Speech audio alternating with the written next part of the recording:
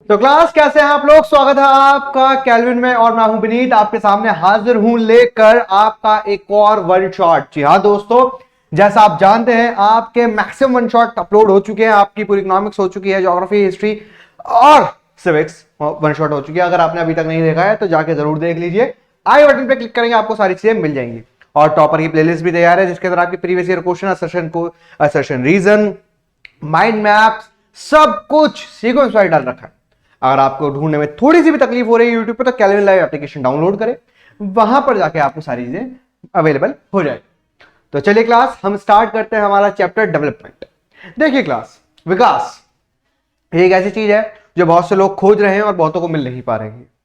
ठीक है, जैसे सरकाज़म, सरकाज़म के तौर पे लेंगे, दिल पे नहीं ले लें। ठीक है, मैं मजाक कर रहा हूं। डेवलपमेंट यानी विकास।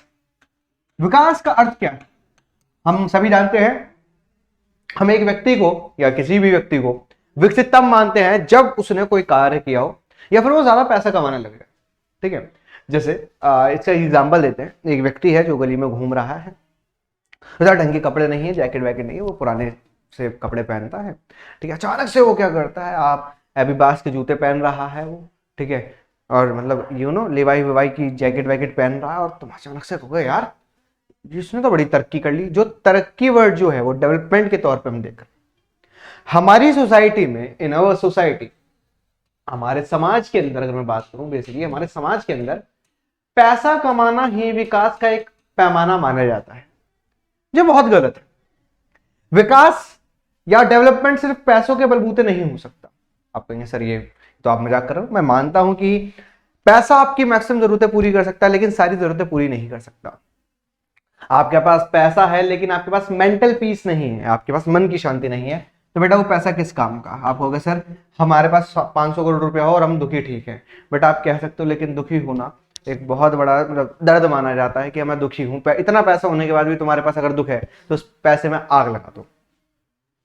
ठीक है, आपकी सोसाइटियल नीड्स, जो आपकी सोसाइटी है, आप समाज से कटे हुए नहीं रह सकता। आप कहेंगे सर समाज की क्या जरूरत है, हम शादी अकेले कर लेंगे, हम किसी को नहीं बुलाएंगे। नहीं बेटा, अगर आपको समाज में रहना है तो समाज के नियम कानून पे चलना पड़ेगा, आपको समाज के तौर तरीके अपनाने पड़ेंगे। हाँ, आप कुछ लोग ये भी कहेंगे कि सर हम समाज को क्यों माने, हमारी तरफ से समाज बनना जैसा हम चाहते हैं वैसे समाज बदले। नहीं, किसी एक व्यक्ति के कहने पर हम हजार लोगों को विस्थापित नहीं कर सकते, या फिर आप कह सकते हैं कि एक व्यक्ति जो है वो सबको परेशान करे, ये जरूरी नहीं। देखिए, मेजोरिटी की बात यह है कि जो मेजोरिटी कही वो आपको करना पड़ेगा। आप भी उसी सोसाइटी का पार्ट है। हाँ, आपको कुछ और तौर तरीके पसंद नहीं है, आप उनका विरोध दर्ज कर सकते हैं, लेकिन समाज के लिए क्या अच्छा है बुरा, ये सबको मिलकर सोचना पड़ता है। जैसे मैं कहूँ कि मुझे गाने का शौक है तो समाज के वही गाइए, लेकिन इसका मतलब ये नहीं मैं 3 बजे रात को स्पीकर ला के टहना ना करूँ तो गली वाले बहुत मारेंगे मुझे। दुख होता है, मतलब यहाँ पे दर्द करता है यहाँ पर ना, कि कोने यूं मारते हो तो यहाँ दर्द करता है। दर्द हो रहा है यार वैसे। ठीक है, तो यहां पर मैं ये सारी चीज बताना चाह रहा हूं कि सिर्फ पैसा ही डेवलपमेंट नहीं, सिर्फ पैसा ही डेवलपमेंट नहीं। We have lots of aspects, अलग अलग क्राइटेरिया है जिस पे डेवलपमेंट को हम मापते हैं, लेकिन वो मापना भी चाहिए। तो सर क्या सिर्फ ये व्यक्ति का विकास होता है? नहीं, यहाँ पर जो हम बात करने वाले हैं वो कंट्रीज के डेवलपमेंट है। हम बेसिकली कंट्रीज की बात करेंगे और स्टेट्स की बात करेंगे कि एक कंट्री, एक देश या एक स्टेट के अंदर डेवलपमेंट किस प्रकार से होता है, क्या चीजें होना चाहिए होती है, क्या चीजें नहीं चाहिए। क्लियर? चलिए, जैसे हम बात करते हैं different persons can have different developmental goals and too. ठीक है, what may be development for one may not be development for the other, it may be even destructive for the other. ये क्या कह रहा है? डेवलपमेंट क्या है? Development सबके लिए अलग होता है। डेवलपमेंट सबके लिए अलग होता है। डेवलपमेंट सबके लिए अलग होता है। तो भाई साहब, डिफरेंट गोल्स। देखो, हम बात कर रहे हैं कि जैसे मान के देखते हैं मैं 4 दिन से भूखा हूं, I am hungry from 4 days, मैं 4 दिन से भूखा हूं, 4 दिन से मैं भूखा हूं। तो मेरे लिए डेवलपमेंट गोल क्या होगा? आप कहेंगे सर आपके लिए खाना होगा, फूड होगा, कि भैया आपको खाना मिल जाए। बिल्कुल। एक व्यक्ति जो 2 साल से बेरोजगार है, जो 2 साल से बेरोजगार है, अनएम्प्लॉयड है, उसके लिए डेवलपमेंटल गोल क्या होगा? कि एम्प्लॉयमेंट मिल जाए। तो each and every person have different aspect and different goals. सबके अलग अलग डेवलपमेंटल गोल होते हैं, डिफरेंट डेवलपमेंटल गोल्स होते हैं, अलग तरीके से वो चीजें चल रही, उनका अलग ही लेवल चल रहा होता है कि भैया अलग अलग चीज है। क्यों? हर एक व्यक्ति अलग है। जैसे हम ये मानते हैं कि different person had their different ambitions, same वैसे ही डिफरेंट डेवलपमेंटल गोल्स भी होते हैं। हर एक व्यक्ति एक नहीं होता, तो सबके जो विकासात्मक लक्ष्य होते हैं वो अलग होते हैं। क्लियर? अब इसका एक और एग्जांपल ले लेते हैं। जैसे अगर मैं बात करता हूँ एक लड़की की, एक लड़की के लिए डेवलपमेंटल गोल होगा, ठीक है, कि वो भी अपने भाई की तरह, अगर उसका भाई है तो भाई की तरह वो बाहर घूम सके, जा सके, ठीक है, वो भी पढ़ सके जितना वो पढ़ना चाहती। एक लड़के के लिए डेवलपमेंटल गोल होगा, बॉय के लिए, कि भाई उसको जॉब मिल जाए, उसका जो परिवार है वो मतलब स्टेबलाइज हो जाए। देखो अलग अलग सोसाइटल नीड्स अलग होती हैं, हमारे पास अलग अलग विचार अलग होते हैं, ठीक है। ये सारी चीजें अगर मैं किसी गरीब से पूछूं कि आपका विकासात्मक नहीं, आप क्या चाहते हैं, आप विकास कब माने, वो कहेंगे भैया हमें घर मिल जाए, रोटी मिल जाए, हमारे लिए यही विकास है। आप थोड़े उससे ऊपर लेवल यानी मिडिल क्लास लोग के पास जाए, वो कहेंगे कि भाई साहब ये हमारे जितने भी लोन है, गाड़ी वाड़ी मिल जाए, ठीक है, एक अच्छी खासी नौकरी मिल जाए, हमारे लिए विकास। अमीर के पास जाएंगे, वो कहेंगे मैं ज्यादा पैसा कमा पाऊँ, यह मेरे लिए विकासात्मक लक्ष्य। एक किसी व्यक्ति के पास जाए, सोशल वर्कर के पास जाए, वो कहेगा हमारा समाज सुधर जाए, ये मेरा विकासात्मक लक्ष्य है। तो different persons have their different developmental goals. एक मजदूर से पूछा जाए कि आप क्या चाहते हैं, कहता भाई साहब हमें दिहाड़ी मिलती रहे, अच्छा काम मिल रहा है, ज्यादा लोग आए हमारे पास, हमारे लिए यही विकासात्मक लक्ष्य है। ये सारी चीजें किसके अंदर आती है? डिफरेंट डेवलपमेंटल गोल्स के, ठीक है। लेकिन इसमें एक लाइन और लिखी है कि जो एक के लिए विकासात्मक लक्ष्य है वो दूसरे के लिए विरोधी हो सकता है, दूसरे के लिए विरोधी हो सकता है।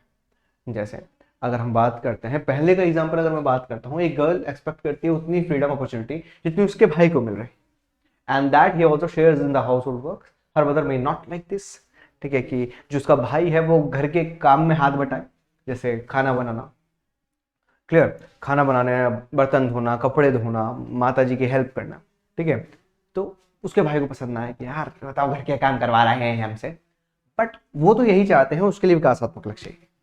अब ये एक दूसरे का मतलब एक दूसरे का कंफ्लिक्टिंग गोल्स कैसे, क्वेश्चन ये आता है बेटा, conflicting goals can also be developmental goals, explain how. Clear? मैं क्वेश्चन दोबारा बोल रहा हूं, आपको लिख ही देता हूं। Conflicting goal can also be developmental goal,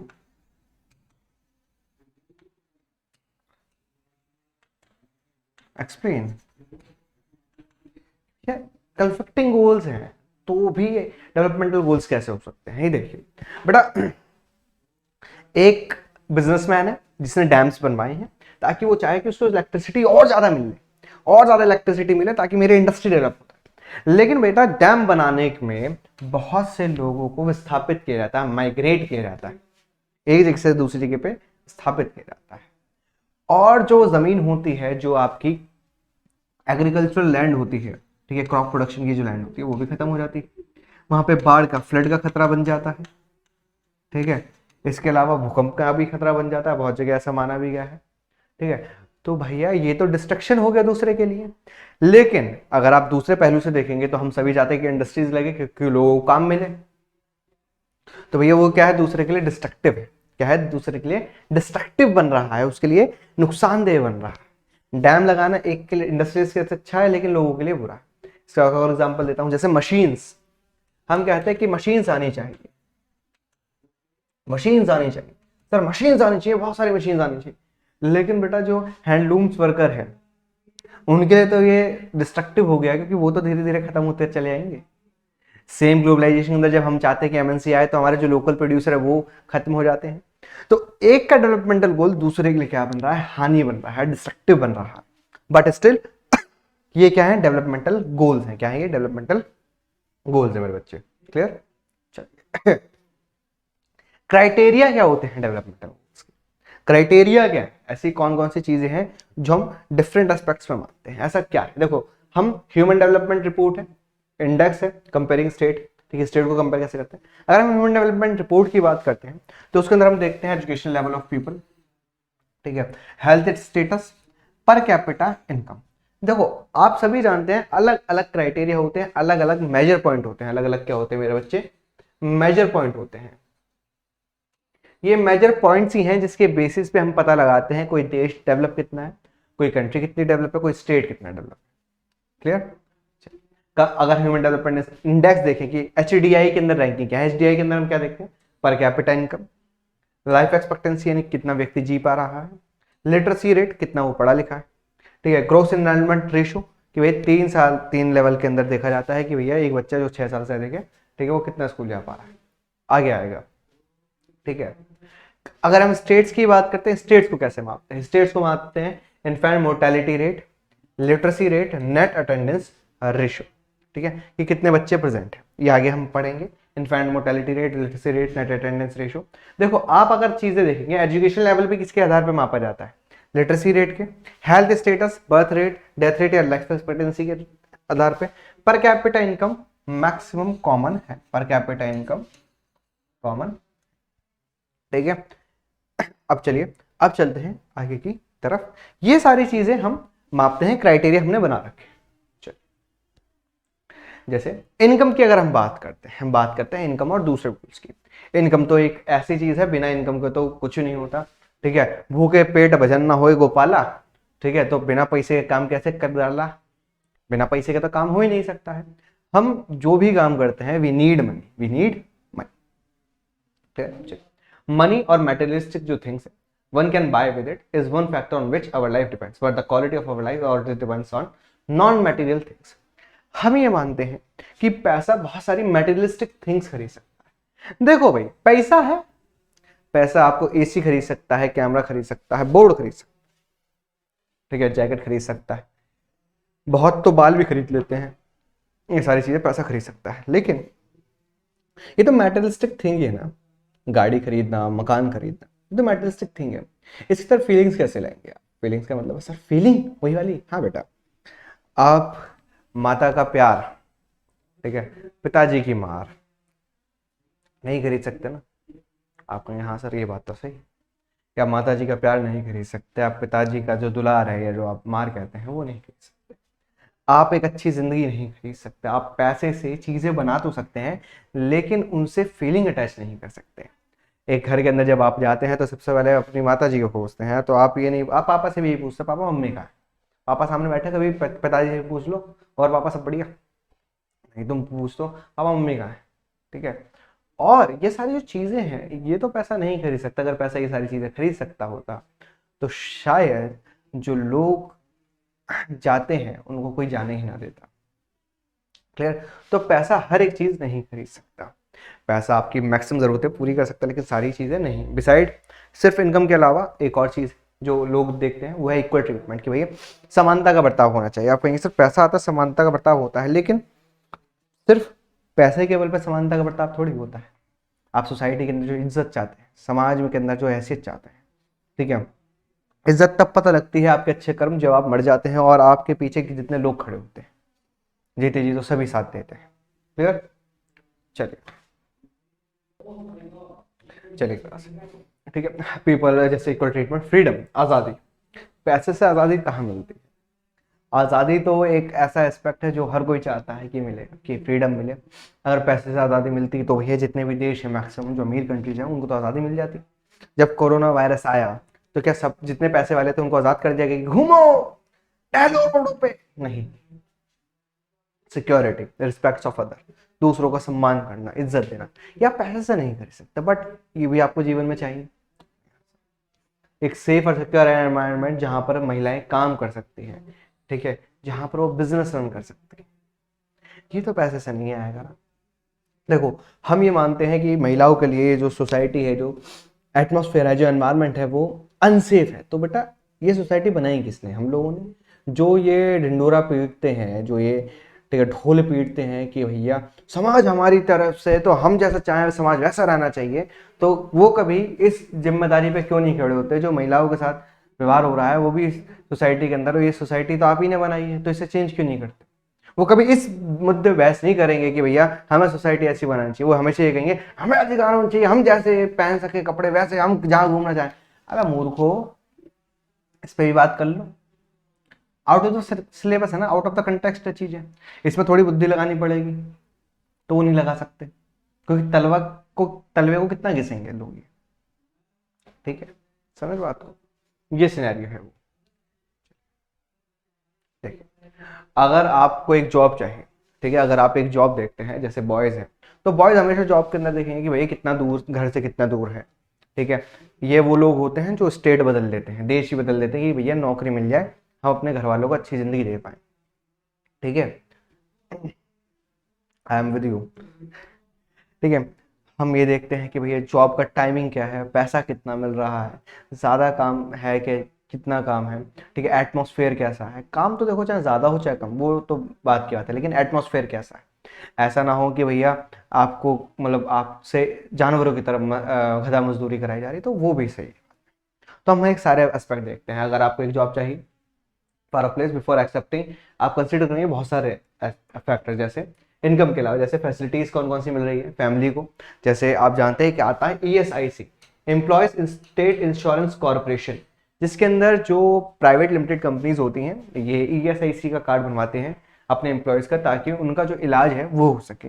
government इलाज होता है, बट क्या होता है, मंथली कुछ पैसे कटते हैं आपके ESIC के, और आपका जो इलाज होता है वो वहीं पर चलता है, चाहे कितने ही बड़ा इलाज हो, ठीक है। वर्किंग एटमॉस्फेयर कैसा है, कि आप क्या क्या सीखेंगे, किस तरीके से आगे बढ़ेंगे। जैसे कॉर्पोरेट वर्ल्ड के अंदर एक बहुत अच्छी लाइन है, ठीक है, don't think about the money, think about the आप क्या कह सकते हैं उसे, experience, think about the techniques, think about the learning which you gonna learn, don't think about the money, ठीक है। फिर एट द एंड 2 साल तक सीखने के बाद आप जाते हैं कि भैया पैसा पैसा, तुमने क्या सीखा बताओ, क्या ही सीखा है तुमने 2 साल में, तो तुमने 2 साल में करा क्या था, तो मजे ले रहे होते हैं वो भी। एक और केस है, एक जॉब जो तुम्हें कम पैसा दे रही है लेकिन आपको रेगुलर एम्प्लॉयमेंट दे रही है, वो आपकी सेंस ऑफ सिक्योरिटी बढ़ा देगी, वो सेंस ऑफ सिक्योरिटी बढ़ा देगी। इसका एक बहुत बड़ा एग्जाम्पल देता हूँ, गवर्नमेंट और प्राइवेट जॉब। अब तुम कहोगे सर जी गवर्नमेंट जॉब में पैसा थोड़ी कम है, मैं आपको बताता हूँ। प्राइवेट सेक्टर ये कहता है बेटा, जितना आपके अंदर टैलेंट है उस टैलेंट के व्याप में हम आपको पैसा देंगे। आपके अंदर अगर टैलेंट है 1 करोड़ रुपए सैलरी का पर मंथ, आप 1 करोड़ रुपए लीजिए, कोई मना नहीं करेगा। जैसे आप CEO को जानते हैं, बहुत सारे CEOs रहे हैं, है भी, जिनकी सैलरी बहुत ज़्यादा है, जिनकी सैलरी बहुत ज़्यादा है। बट यहाँ पर क्या है, सैलरी तो ज़्यादा है लेकिन सिक्योरिटी नहीं है, कब किसको निकाल दिया जाए, उठा के फेंक दिया जाए, किसी को भी पता नहीं। गवर्नमेंट जॉब में सैलरी लाख तक होगी, लेकिन सिक्योरिटी है, लेकिन सिक्योरिटी है कि भैया बुढ़ापे तक तो कौन निकाल नहीं सकता, टिल हम रिश्वत लेते ना पकड़े जाए। तो बहुत से लोग इसलिए प्रेफर करते हैं कि सिक्योरिटी, एक अमाउंट ऑफ सिक्योरिटी है, पैसा कम है कोई बात नहीं, 70,000 रुपये कम थोड़ी है, मान चल जाएगी जिंदगी, ठीक है। ये है sense of pride, that enhance, इसलिए वजह से जाते हैं। अनदर जॉब, एक और जॉब है जो आपको हाई पे कर रही है लेकिन कोई जॉब सिक्योरिटी नहीं है, and also leave no time for your family, और कोई आपको समय नहीं मिल रहा अपने परिवार के लिए। तो आप हमेशा कम सैलरी पे जाएंगे कि भैया सिक्योरिटी भी है, परिवार के लिए समय भी मिल रहा है, क्योंकि भैया एट द एंड फैमिली के लिए तो कमा रहे हैं, अगर मैं परिवार को समय ना दे पाऊँ उस जॉब का मतलब क्या मेरे। मैं अगर अपना काम 10 घंटे या 11 घंटे में आपकी कंपनी में नहीं कर पा रहा हूँ, अब 11 घंटे में मेरा पूरा काम नहीं हो रहा है, 8 से 10 घंटे में, फायदा क्या है, इस काम को आग लगा दो। खैर चल, ये सही है कि वुमेन जो है वो एंगेज करती है पेड वर्क के अंदर, तो अगर वो काम कर रही है तो उनकी डिग्निटी बढ़ती है, उनका सम्मान बढ़ता है, उनको सम्मान की नज़रों से देखा जा रहा है कि एक लड़की काम कर रही है, ये अपने परिवार को सपोर्ट कर रही है, ठीक है। और सोसाइटी के अंदर समाज चीज़ें बढ़ती हैं, सिमिलरिटी है, similarly for development people look at a mix goals. अब ये भी तो गोल के एस्पेक्ट है, एक व्यक्ति देख रहा है कि रेगुलर एम्प्लॉयमेंट मिले, ठीक है, एक देख रहा है कि यार सैलरी ज़्यादा हो, एक देख रहा है कि यार परिवार के लिए समय भी मिले, एक देख रहा है कि भैया मुझे घर से ज़्यादा दूर काम ना मिले, एक देख रहा है कि यार मेरे परिवार के लिए फैसिलिटीज़ क्या अवेलेबल है, ठीक है, एक देख रहा है कि मैं समाज के अंदर कैसे अपने आप को स्टेबलाइज कर सकती हूँ। ये सारी चीज़ें, different person have different goals. Income के अमल अलावा भी हम ये सारे चीज़ें देखते हैं मेरे बच्चे, clear.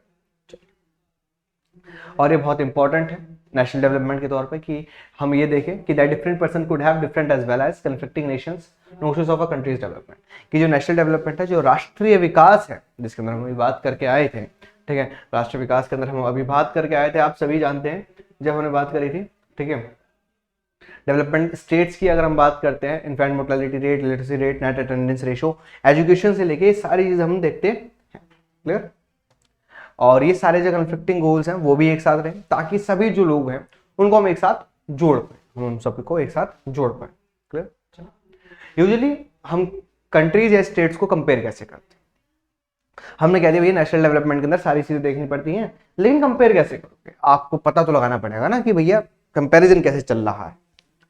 Usually we take one और more important characteristics for person and compare that based on the characteristics. देखिए, दो इंस्टीट्यूशंस है, दो ऑर्गेनाइजेशन है जो ये सारे काम करते हैं। The one is world bank, the second is HDI, ठीक है, sorry human development index. Clear? जो यूएनडीपी स्टैब्लिश करती है। वर्ल्ड बैंक अपनी रिपोर्ट पब्लिश करती है, UNDP HDI human development index publish करती है। अब इसके अंदर झोल क्या है? वर्ल्ड बैंक कहता है कि भैया मैं सिर्फ देखूंगा इनकम, मैं देखूंगा सिर्फ इनकम कितनी अच्छी है तुम्हारी, उसके हिसाब से हम कर देंगे। यूएनडीपी कहता है भैया मैं इनकम भी देखूंगा, मैं एजुकेशन भी देखूंगा, मैं हेल्थ भी देखूंगा, तब जाके बताऊंगा भैया तुम कितने पानी में हो। ठीक है, और मैं रैंकिंग करूंगा 1 2 3 4, जो सबसे नीचे वो सबसे कम है। ये कहता है भैया मैं 3 एस्पेक्ट्स में बांट दूंगा, रिच, मिडिल और पुअर में। मेरे को इससे मतलब नहीं है, पैसा जितना कमा रहा हो मस्त है मेरे लिए। वर्ल्ड बैंक कहता है मेरे लिए पैसा सब कुछ है। वर्ल्ड बैंक यूएनडीपी कहता है नहीं पैसा नहीं, बहुत सारी चीजें देखूंगा। That's why it is the narrow concept, ये छोटा कॉन्सेप्ट है, and it is a vast concept, ये ध्यान रखना। 3 नंबर का क्वेश्चन पूछेगा, differentiate between world bank and UNDP criterion of development. Clear? 3 number का क्वेश्चन आएगा, पहला पॉइंट लिखोगे। ठीक है, the main criteria is income, education and health. Clear? Here we divide countries into 3 parts, rich, medium and poor. Here we rank the countries, and the third one is it is a narrow concept of development and it is a vast concept of development. 3 number का question, 3 points हो गए पूरे। चलिए, for comparing countries income को consider किया जाता है एक मोस्ट इंपॉर्टेंट एट्रीब्यूट्स है, बट बहुत जगह देखा गया कि सिर्फ इनकम से ही हम सारी चीजें पता नहीं लगा सकते। इसका रीजन है बेटा, बहुत जगह पर जो एवरेज इनकम होती है वहां पर अगर मान के देखो पॉपुलेशन ज्यादा है तो सीधी बात है पर कैपिटा इनकम तो कम हो जाएगी। एक देश है जिसकी पॉपुलेशन कम है, ठीक है, तो उसकी पर कैपिटा इनकम ज्यादा हो जाएगी। तो ये बहुत बड़ा एस्पेक्ट है, मतलब ये बहुत बड़ी प्रॉब्लम है इसकी। ठीक है, more developed than other with less income, this is based on the understanding that more income means more of all things that means need. ये कहता है कि जितना ज्यादा पैसा होगा इसका मतलब है लोग उतनी ही ज्यादा जरूरतों की पूर्ति कर रहे हैं और उनकी उतनी ही नीड पूरी हो रही है, फुलफिल हो रही है, उनकी इच्छाएं पूरी हो रही है। ठीक है, जैसे जो एवरेज इनकम है which is the total income. Average income क्या होती है? एवरेज इनकम की डेफिनेशन पूछ सकते हैं। ये क्या है? Total income of the country, यानी टोटल कंट्री। अगर हम टोटल इनकम को, किसको बेटा? टोटल इनकम को टोटल पॉपुलेशन से डिवाइड कर दें, कहाँ से डिवाइड कर दें? टोटल पॉपुलेशन से डिवाइड कर दें मेरे भैया, तो हो जाएगा एवरेज इनकम। इसका एक और एग्जांपल बताओ मैं, जैसे मान के देखते हैं आप रूम में हैं, आपके आसपास 10 लोग हैं। कितने लोग हैं? 10। आपने सबसे सैलरी पूछी, आपकी टोटल सैलरी पड़ गई आपको 5,000 रुपये। कितनी? 5,000 डिवाइड करने में होगी। टोटल लोग कितने? 10। तो पर व्यक्ति कितना आएगा? 500 रुपये पर पर्सन, 500 रुपये पर पर्सन। लेकिन आपने एक चीज देखी कि उस रूम में बैठे हुए जितने भी लोग हैं वहां पर सारे ही बालक बैठे हुए हैं, सिर्फ एक ही व्यक्ति है जो कमा रहा है। ठीक है, लेकिन इसके हिसाब से हर एक बालक जो है या रूम में बैठा हुआ व्यक्ति 500 रुपये कमा रहा है, लेकिन उस रूम में सिर्फ एक ही व्यक्ति है जो अर्न कर रहा है, बाकी सारे अर्न नहीं कर रहे।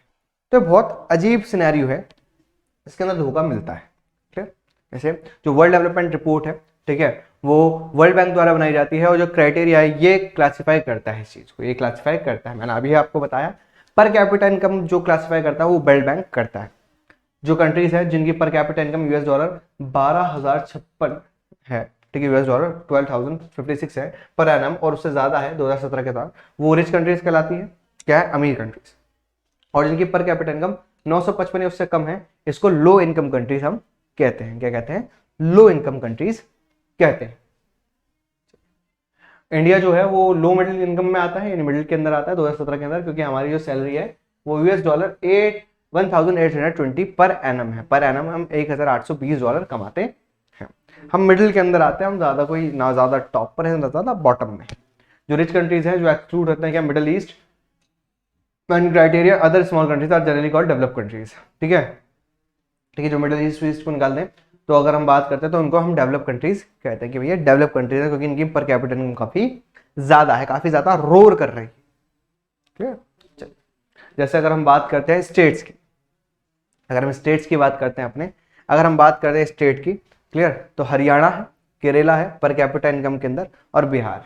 क्या है, हरियाणा, केरला और बिहार, हरियाणा, केरला और बिहार। ठीक है, लेकिन अब चलिए देखते हैं क्या है। हरियाणा जो हाईएस्ट कैपिटल इनकम है, बिहार सबसे लिस्ट में आता है, बिहार सबसे ज्यादा लिस्ट में आता है। बट अगर एचडीआई की मैं बात करूं, ह्यूमन डेवलपमेंट इंडेक्स की, ठीक है, एचडीआई की बात करूं या व्यक्तियों के अच्छे जीवन की बात करूं, तो केरला के अंदर है वो ज्यादा। कहाँ है, केरला के अंदर है। But Kerala middle income countries में आता है। कितना आता है, मिडिल इनकम कंट्रीज में आता है। इसका मतलब ये है एक एवरेज के तौर पे एक जो पर्सन है हरियाणा में वो 1,80,000 रुपए कमाता है, ठीक है, एक साल में, जबकि जो बिहार के अंदर व्यक्ति है वो 34,409 रुपए कमाता है। यानी बिहार में पर कैपिटल इनकम काफी कम है।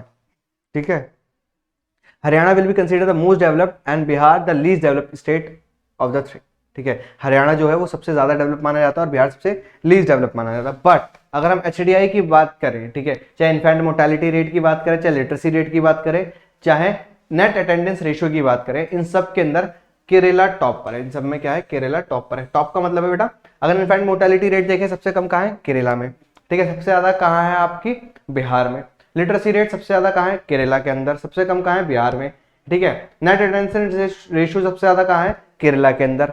तो भैया सीधी बात है, सबसे ज्यादा काम कौन कर रहा है, केरला कर रहा है, क्योंकि केरला एचडीआई पे पैसा खर्च करता है, ह्यूमन डेवलपमेंट इंडेक्स पे पैसा खर्च करता है। आप सभी जानते हैं इन्फेंट मोर्टेलिटी रेट क्या होता है, एक वर्ष यानी 1 ईयर के अंदर, एक साल में 1,000 पैदा हुए बच्चों पर मरने वाले बच्चों की संख्या। ठीक है, on every 1,000 born babies in a year the number of dead babies is known as infant mortality rate।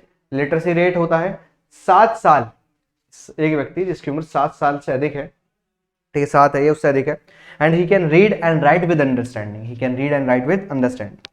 एक 7 साल का व्यक्ति है जो उससे बड़ा है और जो यहाँ पर लिखा है वो उसको पढ़ सकता है, उसको समझ सकता है, उसको बोल सकता है, वो क्या है, लिटरेट है। क्या है वो, साक्षर है। क्या है वो, साक्षर है। क्या है बच्चा मेरे, साक्षर है। ठीक है, चलिए नेट अटेंडेंस रेशियो आप सभी जानते हैं। ठीक है, बच्चे जो स्कूल जा रहे हैं, जो जा रहे हैं स्कूल, ठीक है, 15 साल तक के जो बच्चे हैं जो स्कूल जा रहे हैं, ठीक है, स्कूल के अंदर कितने प्रेजेंट है, उसको हम कहते हैं नेट अटेंडेंस रेशियो। क्या कहते हैं उसको, नेट अटेंडेंस रेशियो। क्लियर। अब आता है पब्लिक फैसिलिटीज। सबसे ज्यादा जो पब्लिक फैसिलिटीज दी है वो केरला या साउथ के स्टेट्स ने दी है in accordance to the northern states. Money जो है वो पैकेट के अंदर जो पैसा है वो सब कुछ नहीं खरीद सकता, आपका जीवन तो नहीं खरीद सकता। देखो, जिंदगी खरीद सकता है पैसा, नहीं खरीद सकता। आपको इज्जत दे सकता है, नहीं दे सकता। आपको एक एटमॉस्फेयर दे सकता है जिसके अंदर पोल्यूशन ना हो, नहीं दे सकता। जिनके पास पैसा था, ऐसा नहीं है कि उनको कोरोना नहीं हुआ, और ऐसा भी नहीं है कि जिनके पास पैसा वो मौत से बच गए। बड़ा पैसा रखा रह जाता है, जब मृत्यु आती है तो पैसा किसी काम का नहीं रहता। Income by itself is not a completely adequate indicator नहीं है of material goods and services that citizen are able to use. ठीक है, वो खुद में सारी चीजें नहीं है। पैसा खुद में बहुत सारी चीजें समा के बैठा, लेकिन सब कुछ समा के नहीं बैठा। आपका जो पैसा है वो पॉल्यूशन फ्री एनवायरनमेंट नहीं कर सकता, ठीक है, ना ही ये देख सकता कि अनडोलेटेड मेडिसिन मिले, unless you can afford to shift to a community that already has all this. जब तक आप उस कम्युनिटी में न जाएं जहां पर ये सारी चीजें अवेलेबल, ठीक है। आप एक ऐसी कम्युनिटी को सर्च करते हैं कि भैया जहाँ पे पॉल्यूशन नहीं है, जहाँ पे दवाइयाँ हैं और मस्त जीवन चल रहा है, जहाँ पे तो मृत्यु है ही नहीं, जहाँ का है तो यमराज को रास्ता नहीं पता, तो बेटा ऐसी तो कोई जगह है नहीं, ठीक है। Money may also not be able to protect your from infectious disease से नहीं बचा सकता पैसा, unless the whole of your community takes preventive steps. जब तक आपकी पूरी कम्युनिटी यानी पूरा समाज जब तक एक साथ स्टेप न ले। अब समाज की बात आ गई, अब तुम कहोगे समाज हम नहीं रहेंगे समाज के अंदर, समाज तो हमारे हिसाब से चलेगा, चला लो फिर, चला लो। तुमने तो कहा था हम समाज में नहीं रहेंगे, हम समाज का बहिष्कार करते हैं। रहना तो एट द एंड सोसाइटी में है। जब कोरोना वायरस आया तब तो कोई नहीं बाहर निकला था, अरे हम जैसा जीना चाहते हैं bye bye bye bye bye सारे अंदर। क्यों? पता है ना गोटी लोचे हो जाएंगे, एक ने भी छींक दिया ना मुंह पे, बस okay tata bye bye finish, खत्म, खल्लास हो गया बस काम। ये हिसाब किताब बनेगा। तो इसलिए चीजों को ध्यान से समझ के चलें, ठीक है। जैसे केरला के अंदर जो है इन्फेंट मोर्टेलिटी रेट सबसे कम है, ठीक है, क्योंकि वहां पर प्रोविजंस है बेसिक हेल्थ और एजुकेशनल फैसिलिटीज के। क्वेश्चन ये आता है कि केरला के अंदर इन्फेंट मोर्टेलिटी रेट क्यों कम है, क्योंकि HDI ह्यूमन डेवलपमेंट इंडेक्स इन्होंने स्कूल्स बनाए, कॉलेजेस बनाए, हॉस्पिटल्स बनाए, लोगों को जागरूक किया। इन्होंने बेसिकली ह्यूमन रिसोर्स पे पैसा खर्च किया। इन्होंने किस पे खर्च किया पैसा? ह्यूमन रिसोर्स पे। इन्होंने ह्यूमन रिसोर्स पे पैसा खर्च किया। कुछ स्टेट्स में जो पब्लिक डिस्ट्रीब्यूशन सिस्टम है, जिसको हम कहते हैं राशन वितरण प्रणाली, PDA सिस्टम, वो भी चलाया गया। बहुत जगह न्यूट्रिशन स्टेटस देखा गया लोगों का, और वो बढ़ाया भी गया। जैसे मैं इसका एक एग्जांपल बताता हूँ, इंडिया के अंदर एक मिड डे मील स्कीम चलती है, ठीक है। मिड डे मील आपको पता होगा, आपके स्कूल में मिड डे मील आता है, ठीक है। 8th क्लास तक के बच्चों के लिए मिड डे मील स्कीम क्या थी बेटा? Mid day meal scheme Akshaya Patra south से स्टार्ट हुई थी। इसके अंदर ये देखा गया कि यार स्कूल में बच्चों को बुलाएं कैसे। अब जो स्कूल, जो गवर्नमेंट स्कूल है, उसके अंदर तो गरीब बच्चे को बुलाना था कि भैया जो गरीब बच्चे हैं वो भी पढ़े, लिटरेट हों कम से कम, ठीक है, 5वीं क्लास तक तो पढ़ ही ले। तो उन्होंने कहा यार अब क्या करें, अब क्या करें, कुछ तो करना पड़ा मेरे भाई। तो उन्होंने कहा कि लोगों को बुलाओ, बच्चों को बुलाओ। बच्चों को बुलाया गया। अब बच्चे आते हैं। अब मैंने एक कहावत कही थी आपसे, भूखे पेट भजन ना हो पाला। अब भूखे तो हैं आप, तो भजन कैसे करोगे? उन्होंने कहा हाँ भाई ये बात तो बिल्कुल सही है। इन्होंने क्या करा, लो बच्चों को बुलाया और कहा हम खाना देंगे बच्चों को। अब खाना देने से क्या फायदा हुआ? बच्चे खाने के लिए यानी फूड के लिए स्कूल आने लगे। सर ऐसा कैसे? बेटा सोच के देखो, उस मजदूर के घर के अंदर, जिसके अंदर ये नहीं पता कि शाम को रोटी मिलेगी नहीं मिलेगी, वहां पर ये कहा जा रहा है कि आपके बच्चे आप स्कूल भेजो। कुछ नहीं करना, स्कूल भेजना, वो कुछ ना करे, बैठेगा बस, खाली बैठेगा, कोई बात नहीं, हमेशा खाना देंगे, हमेशा खाना खिलाएंगे। तो उसके मन में आया यार बच्चे को तो कम से कम खाना मिल रहा है मेरे, ठीक है, और जितना खाना खा जाएगा वो खाएगा। और वो क्या करते थे, बच्चे खाना लेते थे और खाना पैक भी करा के घर लाते थे ताकि घर वाले भी खा लें। देखो इसमें कोई मतलब, मैं मानता हूं कि ये बिल्कुल अच्छी बात है अगर ऐसा होता है। अगर ऐसा नहीं होता तो गवर्नमेंट बिल्कुल ये करे कि भाई जिन लोगों को जरूरत है उनको खाना मिलना चाहिए, ठीक है, ये हमारा कर्तव्य है, ये मैं मानता हूँ। और अच्छी बात थी, बच्चे घर घर खाना लेके जाते थे ताकि उनके माँ बाप को भी खाना मिल जाए। अब समझ के देखो, तो अब लोगों को लगने लगे हाँ यार स्कूल के अंदर तो भेजना पड़ेगा।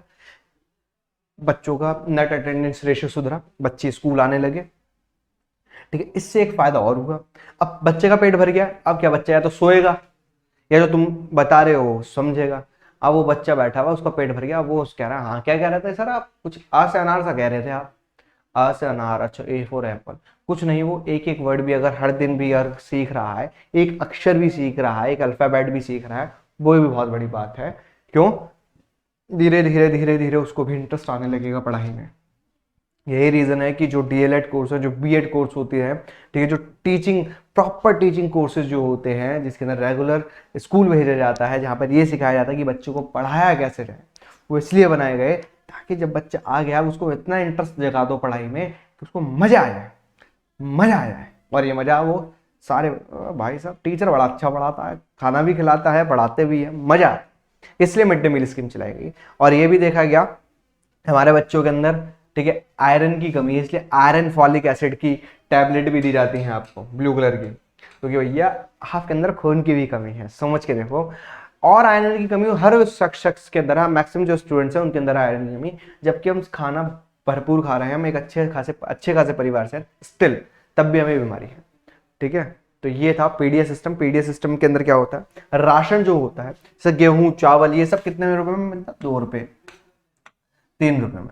लेकिन इस वक्त तो फ्री मिल रहा है, 2 या 3 रुपए में के अंदर गेहूं मिलता है। मान के देखते हैं 2 रुपए में मिला, ठीक है, 15 किलो गेहूं, कितना 15 किलो, तो 30 रुपए हो गए आपको यहाँ सर, ठीक है। 4 रुपए किलो पिसाई है, 15 किलो गेहूं की कितनी हो गई? 60 रुपए। टोटल हो गया 90 रुपए का 15 किलो आटा, ठीक है, 90 रुपए का 15 किलो आटा। क्लियर आपको यहाँ सर? अगर मैं 15 किलो जो कट्टा है वो बाहर से ले जाऊँ तो 350 का कम से कम पड़ेगा मुझे, ठीक है। हाँ 350 400 रुपये का तो पड़ेगा, 350 450 रुपये का पड़ेगा। तो बेटा 450 और 90 रुपये में ज़मीन आसमान का फर्क है। जितना पैसा बचा है एक गरीब व्यक्ति खाना खा सकता है, एक गरीब व्यक्ति खाना खा सकता है। क्या बताया मैंने बेटा कि अगर मैं 2 रुपये किलो के हिसाब से गेहूं मानता हूं तो 15 किलो गेहूं कितने हो गए? 30 रुपए के।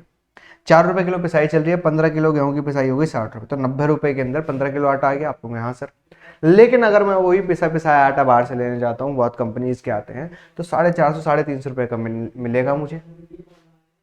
ठीक है, 350 रुपए का भी अगर मिल रहा है मुझे, तो बेटा 390 में कितना फर्क है? 260 रुपए का फर्क है। 300 का मैं इसको 350 260 रुपए नहीं 250 रुपए का फर्क है। और आप सभी जानते हैं 250 रुपये बहुत होता है एक व्यक्ति के लिए, एक गरीब व्यक्ति के लिए जिसको खाने के लिए खाना नहीं मिल रहा। क्लियर? चलिए, जैसे अगर मैं बात करता हूँ ह्यूमन डेवलपमेंट रिपोर्ट जो यूएनडीपी पब्लिश करता है, ठीक है, we begin to think other criteria, ठीक है, बहुत एक लॉन्ग एस्पेक्ट है। इसके अंदर हेल्थ आता है, ठीक है, एजुकेशन आती है, इंडिकेटर्स जो यूज किए जाते हैं एचडीआई को बनाने में, ठीक है, ह्यूमन डेवलपमेंट रिपोर्ट बनाते हैं, एचडीआर की पब्लिश की जाती है यूएनडीपी के द्वारा, जो कंपेयर करता है अलग अलग एजुकेशनल लेवल्स को, हेल्थ स्टेटस को, पर कैपिटा इनकम को, और ये काफ़ी बड़ा बन जाता है जैसे एसडीआई स्टैंड्स किसके लिए करता है? ह्यूमन डेवलपमेंट इंडेक्स के लिए, ठीक है, जो 189 कंट्रीज थी टिल, अब बढ़ गई हैं। जो लाइफ एक्सपेक्टेंसी है बर्थ की वो डिनोट करती है, जो नेम सजेस्ट करती है एवरेज एक्सपेक्टेड हेल्थ लाइफ, ठीक है। लाइफ एक्सपेक्टेंसी क्या है कि एक एवरेज एज जब से एक व्यक्ति का जन्म होता है तब से लेकर वो कब तक जी सकता है। पर कैपिटा इनकम कैलकुलेट की जाती है डॉलर्स में, क्योंकि जो सारी कंट्रीज है वो फिर कंपेयर किया जाता है, ठीक है। हर एक डॉलर बहुत मशक्कत से कमाया जा रहा है, ठीक है, वो सेम अमाउंट की सर्विस और चीजें परचेज कर सकता है, ये माना जाता। अब आता है सस्टेनेबिलिटी ऑफ डेवलपमेंट। ये डेवलपमेंट एक ऐसा डेवलपमेंट जिसके अंदर हम नुकसान ना पहुंचाएं और डेवलपमेंट हो जाए। हम फ्यूचर की जनरेशन का ध्यान रखें, हम आज के अपने सिनेरियोज का ध्यान रखें, तब जाके हम डेवलपमेंट करें। Consequences of environmental degradation do not respect national और स्टेट बाउंड्रीज। जो कॉन्सिक्वेंसेज हैं, जो हम अंधाधुंध डेवलपमेंट किए जा रहे हैं, बिल्डिंग बनाए जा रहे हैं, बेटा नेशनल इंटरनेशनल बाउंड्रीज नहीं देखते। अमेजन फॉरेस्ट में अगर आग लगेगी तो बेटा इसका नुकसान पूरी दुनिया को होगा। अगर ओजोन लेयर डिप्लीट होगी इसका नुकसान पूरी दुनिया को होगा। अगर ऑस्ट्रेलियन बुश फायर लगेगी इसका नुकसान पूरी दुनिया को। एक जगह बाढ़ आई इसका मतलब ये नहीं सिर्फ उसी देश पर असर पड़ेगा, पूरी धरती पर उसका असर पड़ता है। क्योंकि भैया अगर आप नेचर को बर्बाद करते रहोगे तो नेचर ये नहीं देखती कि आप इंडियन हैं, आप पाकिस्तानी हैं, आप रशियन हैं। वो कहता है बेटा सबसे बदले लूंगा मैं सबको बराबरी का अधिकार देता है nature. Clear?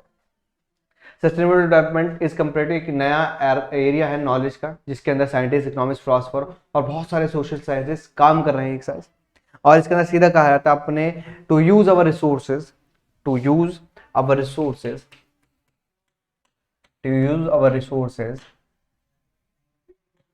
in such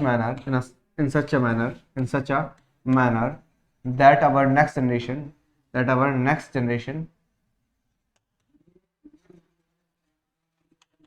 can also use them कि वो भी उनका इस्तेमाल कर सके। क्लियर? इन जनरल जो क्वेश्चन डेवलपमेंट का ये प्रोसेस है, स्पेरेनियल है, पूरे साल चलता है डेवलपमेंट का प्रोसेस। और पूरे टाइम पे जो मेंबर्स सोसाइटी के individual we need to ask where we want to go.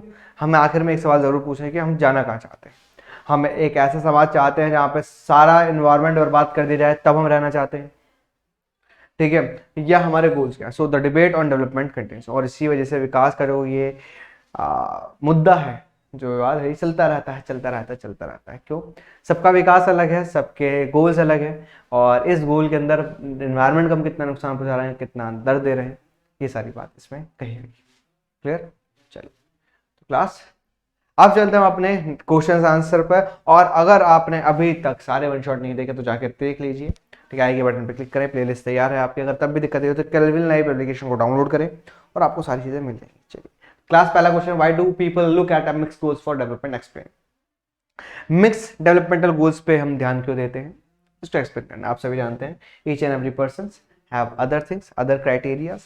Clear? सबके अपने अपने गोल है। जो तो इनकम जो है एक मोस्ट इंपॉर्टेंट कंपोनेंट है, लेकिन इसके अलावा भी बहुत सारे जो गोल्स हैं जो डेवलपमेंट के तौर पे देखे जाते हैं। जैसे पीपल जो है वो सीख करता है लाइक इक्वल ट्रीटमेंट, कि उनको इक्वल ट्रीटमेंट मिले, फ्रीडम मिले, सिक्योरिटी मिले और रिस्पेक्ट मिले। महिलाएं चाहती हैं कि उनको सेफ और सिक्योर एनवायरनमेंट मिलना चाहिए जहाँ पे वो जॉब एंजॉय कर पाएं और अपना बिजनेस चला पाएं, एंटरप्रेन्योर्स चला पाएं, बन पाएं। पीपल करते हैं पॉल्यूशन फ्री एनवायरनमेंट, की भैया हमें प्रदूषण मुक्त एनवायरनमेंट मिल जाए ताकि हमारे जो फेफड़े हैं ये सही रहे। स्टूडेंट एक बेटर एजुकेशन और इक्वल अपॉर्चुनिटी चाहते हैं ताकि वहां पे वो सीख सकें, चीज़ों को बना सकें और आगे बढ़ सकें। क्लियर? चलिए नेक्स्ट क्वेश्चन है, what is per capita income? अभी हम बात करके आए थे total population upon total income upon total population. Mention दो कोई लिमिट बतानी है पर कैपिटा इनकम की डेवलपमेंट के तौर पे। चलिए मैंने आपको बताया था जो इनकम है वो बहुत सारे क्राइटेरिया को एडजस्ट नहीं करती। पर कैपिटा इनकम आपको ये नहीं बताती कि वहाँ पे एजुकेशन लेवल क्या है, वहाँ पर ये नहीं बताती कि हेल्थ फैसिलिटीज कितनी अच्छी। क्लियर? तो टोटल इनकम है जब टोटल पॉपुलेशन से डिवाइड की जाती है, जब आती है पर कैपिटा। पैसा हर चीज नहीं खरीद सकता, ना ही जीवन दे सकता। जो इनकम है वो अपने आप में एक एजुकेट इंडिकेटर नहीं है। मटेरियल गुड्स और सर्विस तो खरीद सकता है लेकिन सब कुछ नहीं खरीद सकता। जैसे जो पैसा है वो पॉल्यूशन फ्री एनवायरनमेंट नहीं खरीद सकता, ठीक है, और अनडोनेटेड मेडिसिन नहीं कर सकता अनलेस आप उस जगह पे शिफ्ट ना हो। मतलब जब तक आप उस जगह पे शिफ्ट ना हो जिस जगह पर ये सारी चीजें अवेलेबल हैं, तब तक ये सारी चीजें नहीं मिलेंगी। क्लियर? नेक्स्ट है केरला जो है लोअर कैपिटल इनकम है but has a better human development than Punjab, hence per capital income is not useful criteria to at all, should not be used to compare states. Do you agree? बिल्कुल। Per capita income हम जानते हैं पंजाब में बहुत ज्यादा है, लेकिन Punjab HDI के तौर पे काफी पीछे है, ठीक है, ह्यूमन डेवलपमेंट का। लेकिन केरला के अंदर पर कैपिटा इनकम कम है लेकिन बाकी सारी चीजों में आगे, क्योंकि उसने दूसरे एस्पेक्ट्स पे बहुत ज्यादा ध्यान दिया है। पर कैपिटा इनकम एक यूजफुल क्राइटेरिया नहीं है। जो हाई पर कैपिटा इनकम है ये सिर्फ एक सिंगल एट्रीब्यूट है, वो पुअर क्वालिटी गुड क्वालिटी की लाइफ को दिखाता सिर्फ ये है कि भैया गुड क्वालिटी की लाइफ सिर्फ पैसे की बदौलत नहीं चल पाती, लेकिन ये कहता है कि भैया पैसा है तो गुड क्वालिटी की लाइफ होगी, लेकिन ऐसा नहीं है।